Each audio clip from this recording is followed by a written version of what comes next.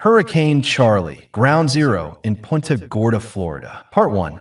Hurricane season 2004 was a time of two hurricane punches for the state of Florida and a nightmare for insurance companies and public adjusters. 5 tropical cyclones were to make landfall that fateful year, starting with Tropical Storm Bonnie, then Hurricanes Charley, Francis, Ivan, and Jean.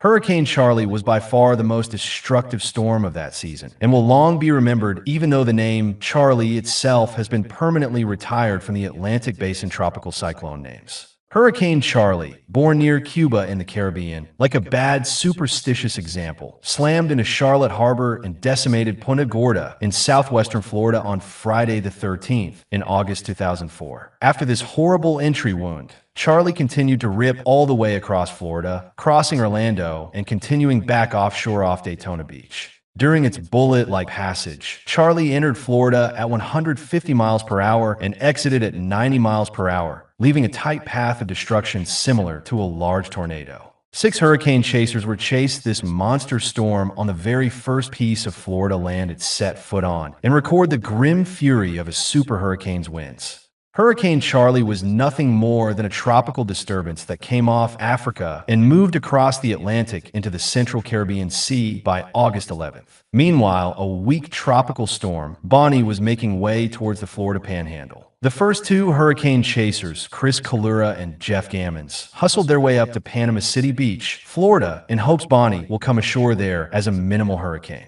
By Thursday, August 12th, Chris and Jeff were only to be disappointed as Bonnie was disrupted by a frontal zone and weakened before arriving. But this was different. They figured jokingly, oh, well, at least we have Charley to chase tomorrow. This was to their excitement, as Charley, a tropical storm at the time south of Cuba, was forecasted to move northward towards the Florida west coast. And when in a hurricane chaser's life would 2 tropical cyclones be of interest in only a single day's time span? Chris and Jeff headed back east and met up with another hurricane chaser, Jason Foster, who drove all the way from Baltimore, Maryland, with high hopes for Charley's opportunities. During the remainder of August 12th, they continued towards the Tampa Bay area as Charley was upgraded to a hurricane and the remains of Bonnie spawned tornadoes to their north. During the evening of August 12th, Chris, Jeff, and Jason were in Sarasota, Florida, and speaking with 2 more hurricane chasers, Jim Eds from Big Pine Key in the Florida Keys and Doug Kiesling, who flew into Orlando, Florida from Minneapolis, Minnesota.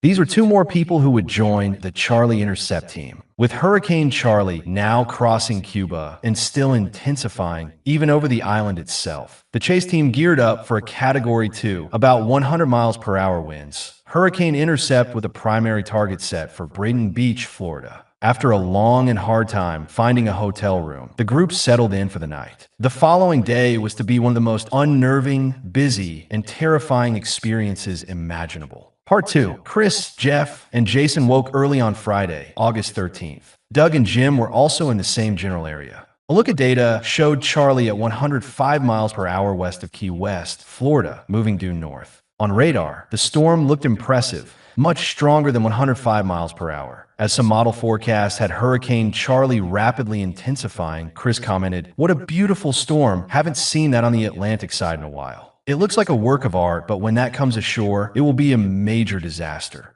This phrase was to remain a permanent, haunting memory. Just before noon, the chase team members checked out of their hotels, geared up, and began their trip to the primary target, Bradenton. Once there, another forecast was done on the road, and things changed fast. Hurricane Charley was to come ashore near Port Charlotte, about 40 miles to their south. So Chris, Jeff, and Jason made a hasty U-turn and hopped on Highway 41 to blast south, while Jim and Doug also rushed in miles behind them. By 1:30 p.m., still heading south through Venice, Florida on Highway 41, chilling news came in from the National Hurricane Center's Intermediate Advisory. Hurricane Charley has now become a powerful Category 4 hurricane with 145 miles per hour sustained winds. The chase team, expecting only a Category 2 storm, now had a strong Category 4 thrown right into their laps. Plans changed really fast, from trying to observe the storm in an exposed coastal area to finding a sturdy, reinforced concrete structure on high ground.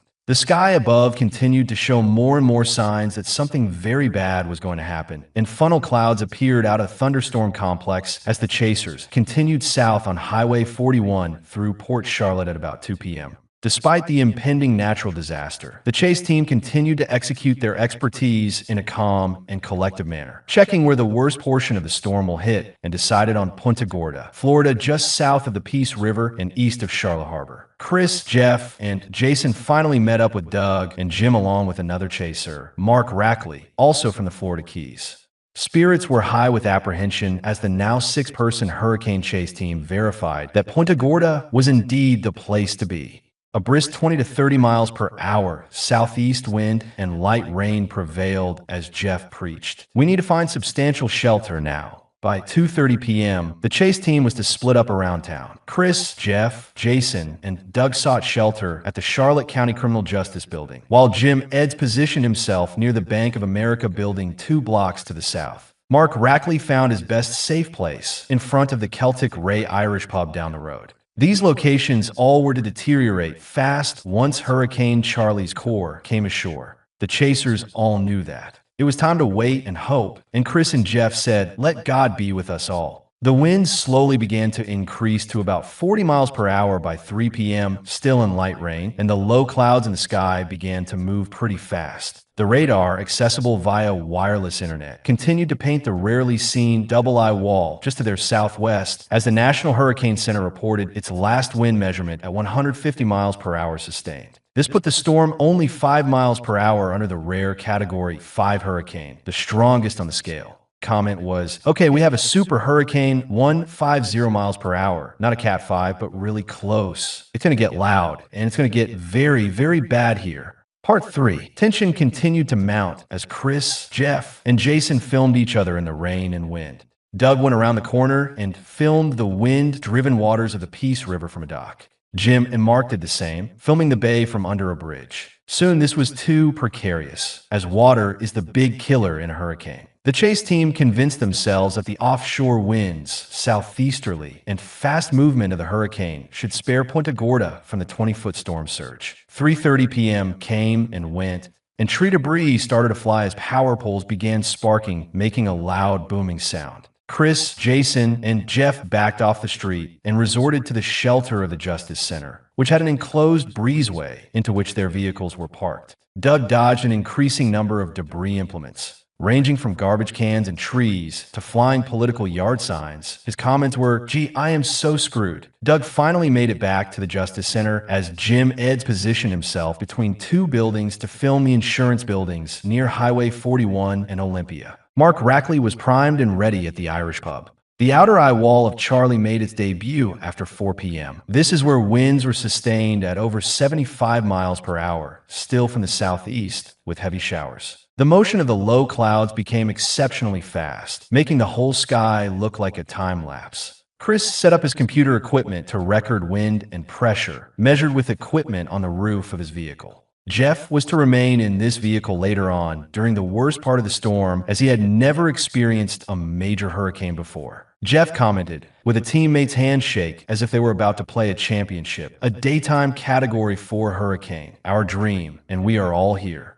Wind started to rapidly increase, and a low wind roar mixed with a whistling sound became obvious. Chris, Jason, Jeff, and Doug stood at the end of the Justice Center entrance tunnel to get ready for the worst. Jim was already filming tree debris, sign parts, trash, and streetlight parts rolling across the street as he gasped, "Oh my God, that would scare anybody." The outer eye wall passed, and rain let up a tiny bit as the moat region between the outer and inner eye walls passed over. Until the inner eye wall hit. That was when the real fun began. The sky became darker again, and the low clouds raced across the sky. Jason commented, "Look at those clouds, that's insane." As Chris remarked, "It's just like being in a movie, but it's the real freaking thing." The wind and rain was now making a roaring and whistling sound, getting louder and louder. A low, faint rumbling could be heard to their southwest, and Chris and Jason wondered if a freight train was nearby. Reality set in that there was no trains driving at that time, and that sound was the inner eye wall coming aboard, and the same sound as a large tornado would produce. Many victims of Hurricane Andrew in 1992 heard that same sound. The chase team knew that this was serious. Chris, Jason, and Jeff watched sheet metal starting to fly, with the sickening metallic banging sound it makes. With the onset of the inner eye wall, a roof of a storage building across the street lifted off. The roof, still in one piece, went completely vertical before slamming back down with a thud you feel more in your chest that you can hear. Mark Rackley barely missed getting hit by that roof itself. Jim Eds continued to hang on and film the debris-filled street the whole time. Part 4, still increasing, getting worse, getting louder. The humbling effects of the inner eye wall was upon the chase team. The air became filled with roof pieces, debris, and boards by 4:30 p.m. The debris type went from mere trash and tree debris to more disturbing pieces of sheet metal and boards. Punta Gorda was being destroyed, and there was nothing the chase teams could do about it except watch in horror, document it, and survive. By this time, Jim Eds was filming signs being blown apart, palms bending, and power lines straining in the now 120 to 130 miles per hour winds. Mark looked overhead to see the roof of the Irish pub coming apart as one of the owners pleaded with him, "Please, come inside." The clouds raced across the sky, so fast that you could barely see them. The winds were now a chest rumbling roar with a high-pitched whistling sound, similar to the sound of a jet airplane. The metal and glass doors of the Justice Center were actually rattling from this sound, as papers went flying through the air as the wind blew out windows of the offices. Palm trees in the parking lot fell as Jeff, in a panic, sought refuge in Chris's chase vehicle while commenting, "There are projectiles everywhere." By 4:45 p.m., the worst part of the inner eye wall struck. Doug, Jason, and Chris were pinned by the wind on the entrance to the Justice Center breezeway. A piece of sheet metal crashes into the back of Doug's rental vehicle. Chris drops to the ground, shielding his face and screaming, "Inbound, get down," as Doug answers, "We're okay, just leave it." Jeff films trees in the common area of the Justice Center being felled by the wind. The wind increased to at least 150 miles per hour with higher gusts to 175 miles per hour. In total dark gray whiteout of horizontal rain interspaced with flashes of lightning. Chris shouted, "Guys, hold on, we will be in the ice soon, just hold on." Large pieces of debris filled the sky and raced by overhead. Jim Eds watched the insurance building's roof peel off and fly away before having a piece of sheet metal and wooden board land in front of him. Mark Rackley hides in the lee wind side of a concrete planter in front of the Irish pub, only to see a 4x8 foot board fly over his head at 150 miles per hour and disappear out of sight as trees are catching flying debris like a net.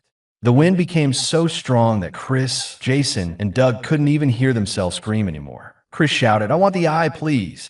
The strong winds of the inner eye wall, as to grant a wish to Chris and the others, finally and abruptly subsided. Jason looks up and shouts, "Guys, the clouds are still," as Chris clears his popped ears and aims his camera skyward to film the whole of blue sky overhead. Jeff comes out Chris's vehicle and says, "Chris, we are in the eye." Chris checks the pressure inside the eye and exclaims, "Wow, 9.41 millibars, could you believe that?" Mark gets up from behind the concrete planter, dusts himself off, and walks into the missing front window of the Irish pub. Jim Eds walks around the front of the bank building and checks his chase vehicle, which is smashed in the rear, dented, and missing the sunroof and rear window, presumably by a piece of debris that is nowhere to be seen around Jim's vehicle. Still in the eye, on the eastern edge of it, winds suddenly spin up again from less than 30 miles per hour to over 100 miles per hour. Jason and Chris once again hang on as Jason yells, "It might be side swiping us." In reality, this was what some incorrectly refer to as an eye wall tornado, a small but violent meso that develops in the area between the calm of the eye and winds of the eye wall. Part 5. As the meso passed, winds and rain increased to over 100 miles per hour, and Jim Eds was tossed right off his feet as he was inspecting the damage to his vehicle. Mark Rackley caught him being blown away just in time, and as Jim got up, dazed, Mark yelled and whistled to him, "Just leave it, it's not worth it." The mini swirl feature, as Chris called it, passed by, and the winds in the eye again went back below 30 miles per hour. Mark returned to the Irish pub over shards of broken glass and bricks as Jim pulled his nearly destroyed vehicle around a brace for the impending second half of Charlie. Chris ventured out from the breezeway at the Justice Center to gaze up through the cylinder of roiling and rotating eye wall clouds at the blue sky overhead moving off to the northeast. The winds suddenly shifted from southeast to northwest and started increasing. Mark filmed the impending drama as one owner of the Irish pub ventured across the street, only to be chased back by the winds of the second eye wall as people yelled, "Get out of the street." The chase team knew the grim aspect that the storm was only half over. and that they all will soon have to contend with the same conditions as before, but with winds from the opposite direction. Once again, a wall of wind approached from the southwest, with an increasing wind sound and a darkening sky. Mark began filming debris rolling across the street, with the winds from the opposite direction blowing everything back the way it came from. The whiteout sheets of rain and wind soon returned, and the wind once again was making the fearful jet airplane feel it in your chest sound. Chris hesitatingly looked up at the bright sky for the last time as it was replaced by fast-moving clouds. Wind increased as if a wall was slamming into the Justice Building, and windows blew out with the sound of falling glass. Chris tried to run back to the breezeway, but a large sheet metal piece changes his mind, so he runs into another hallway in the rear of the building. The wind increases to 130 miles per hour and turns the hallway into a wind tunnel, sucking Chris into it and knocking him down. With only scrapes on his legs, he manages to get up and lean against the wall of the hallway as metal, glass, and tree debris shoots down the hallway at sword-slaying velocities. He continues to film until his camcorder dies from moisture, while watching the ambient light fading to dark gray again with flashes of lightning. On the other side of the building, Jeff, Doug, and Jason once again seek shelter in their vehicles, with Doug's rental vehicle at the entrance to the breezeway. The wall of wind roars around Doug and nearly blows his vehicle apart, bouncing it, shaking it, and flexing and buffeting the hood, but by some strange aerodynamic luck, never ripping it apart. The 150 miles per hour northwest wind and rain formed a strange coanda effect, shoving all the wind's might around the building and into the common area of the Justice Center, shaking Jason's pickup truck and tearing its bumper right off. Jeff's view from Chris's vehicle was surrealistic, as if the entire breezeway was transformed into a high-speed pressure cleaning tunnel at a mega detail shop. Chris remained pinned to the wall in the hallway, waiting and praying, God help this place, and God help everyone. A nearly perfect tornado of water and spray, caused by the wind interacting with the building, seemed to dance and spin in the common area. Jason barely stuck his wind measuring instrument out the window of his truck in the breezeway and measured nearly 65 miles per hour.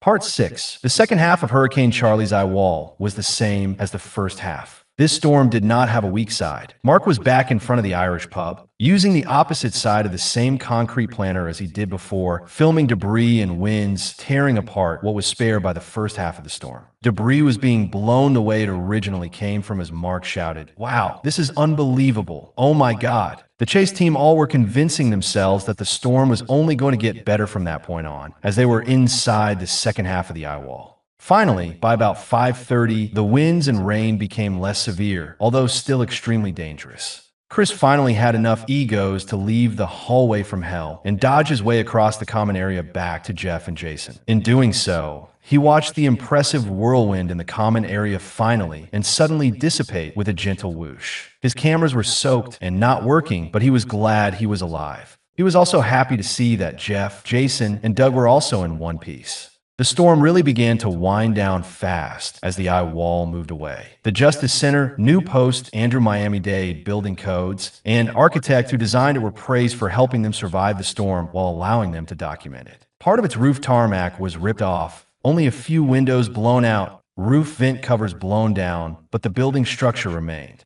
Outside the Justice Center, things were much different. Nearly every tree in sight was blown down. Many roofs were ripped off or damaged beyond repair, and not a single billboard sign remained. Chris, Doug, Jason, and Jeff finally mobilized at around 6:30 p.m. and ventured towards the Bank of America building. Jim Eds was sitting there, on the back of his heavily damaged vehicle, dazed but unhurt. He was grateful he was not hurt, and joined us as we ventured around the corner to the Celtic Ray Irish pub. Mark Rackley and the owners of the pub were there, stepping over the pile of broken glass and debris, and having a few drinks that were well needed after such an adrenaline scare. All 6 hurricane chasers stood there, in front of the Irish pub, now with the wind less than 20 miles per hour and the rain very light. An eerie silence set over the destruction, making everyone get a lump in their throat as the sobering reality set in. Kevin Doyle, the owner of the pub, looks around with a smile from ear to ear saying, "This is a disaster. We lost a lot, but we will survive. I don't know how. I am from Ireland and always wanted to see a hurricane, so here I am." The other owners of the Irish pub righted a collapsed rocker table that was knocked over and all sat down in it to contemplate. Punta Gorda laid before them in shambles, in silence pierced by burglar alarms running off battery backup, and a stench with a smell described as a mix of wet sheetrock, cardboard, and freshly snapped trees. A short drive around the area revealed buildings that were totally destroyed, including a body shop where cars were crushed under the collapsed structure. One storefront was blown apart, sending reinforced concrete chunks and cinder block flying. Chris tried to lift a piece of the debris and couldn't even budge it. Part 7. Almost immediately, people began to emerge from the buildings of the town, or what was left of it. The chasers wondered who were riding out this hurricane from hell with them, as well the grim reality of some who probably did not make it. All in all, Hurricane Charley was to claim at least 25 lives and cost nearly $20 billion in damages. Another example of the selfish side of people comes to be after any disaster. Looting. Doug films two young men stealing 2 gas cans and tools from the destroyed body shop. They saw Doug with a video camera while in the act, told him, "I'm just borrowing the gas. I know the guy." What they did not know that Doug was filming them, their vehicle and license plate. They probably were able to figure it all out after a copy of the video of them was turned into authorities.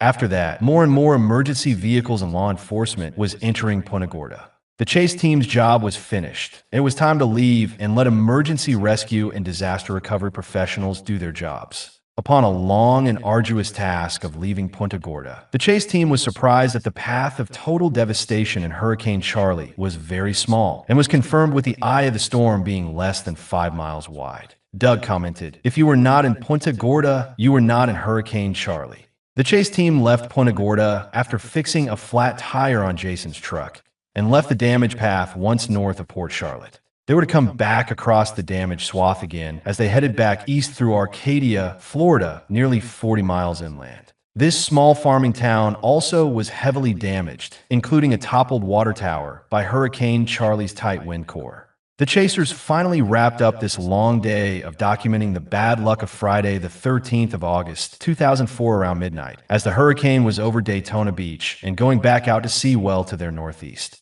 Hurricane chasers Chris, Doug, Jason, Jeff, Jim, and Mark were mesmerized by Hurricane Charley and figured they would be done for the season. But 3 weeks later, they would go on to chase Hurricane Francis in Fort Pierce, Florida with 105 miles per hour winds, Hurricane Ivan with 130 miles per hour winds a week after Francis near Pensacola, Florida, and finally yet another Fort Pierce hurricane, Gene with 120 miles per hour winds a week after that. They all put together a set of videos entitled Hurricane Charley and September's Fury, for the latter 3 hurricanes Francis, Ivan, and Gene. Out of kindness and offering, they chose owner Kevin Doyle at the Celtic Ray Irish pub to exclusively market the videos on Hurricane Charley, using half the profits as proceeds to help pay for the damage to his pub and building, which did not have insurance. He was able to make repairs and keep his landmark establishment open. This video became a big production as it portrayed the brute force of a rare daytime landfalling super hurricane from 6 hurricane chaser cameramen. The later video, September's Fury, would also portray the other 3 storms in their destructive ways. Hurricane season 2004 would be a season these hurricane chasers, as well as others unlucky enough to experience the full fury of a hurricane, will never forget. Hurricane chasing is one of the more precarious types of storm chasing, requires extensive knowledge of tropical cyclones, and is not recommended by anyone who is referenced in this essay. These people can show you how bad a hurricane can be, thus convincing people out of complacency and taking these storms seriously.